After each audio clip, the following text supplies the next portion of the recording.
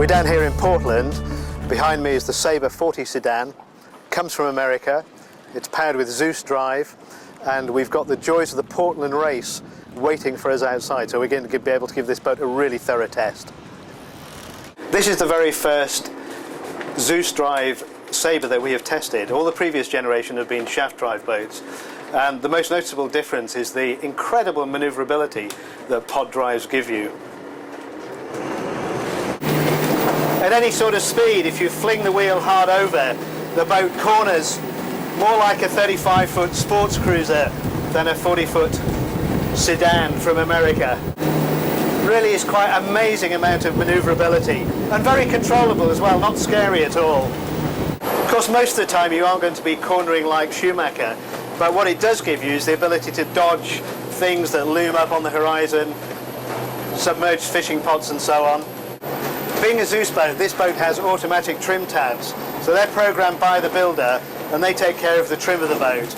And this boat does use quite a lot of trim tab at the lower speeds, but it does its job very well, and the consequence is a really good view out at any sort of speed. Keeps the bow down out of your field of vision. A couple of hours ago we were driving this boat quite hard through the fringes of the Portland race, and the boat handled that chop really quite well. There is a difference between this Zeus powered boat and the shaft drive boat. There is a bit more movement in the boat. The bow rises and falls more. It's a bit less resolute. Nevertheless, it gives a good solid feel driving through the waves. One of the things I really like about this boat are these fantastic seats. They're made by Stid, and in my opinion they're just about the most comfortable seats in the business. Really high quality. They've got big flip down footrest here, and a sort of sprung back as well, which takes out all the lumps and bumps when you're driving through the rough stuff. Now this dash in front of me all seems a little bit sort of plain by today's razzy style standards, but I think it's great. It works really well. It points the instruments directly at you so they're easy to read, and it's a bit deceptive. Although this looks really high, it doesn't intrude in the line of sight at all, and that's for someone who's 5'7". Okay, being a Zeus powered boat, what this offers you is the miracle of joystick manoeuvring.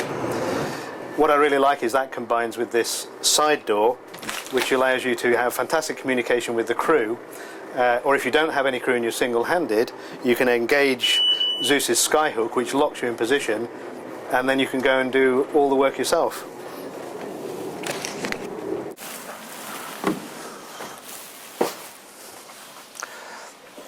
We're here in the saloon of the Sabre 40, and what I really like about this boat is it still feels like a real boat.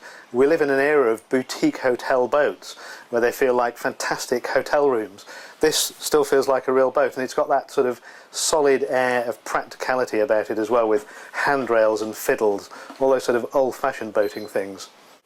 It's really nice for a change to come across a sliding door, a really slick sliding door that is effortless to use every time.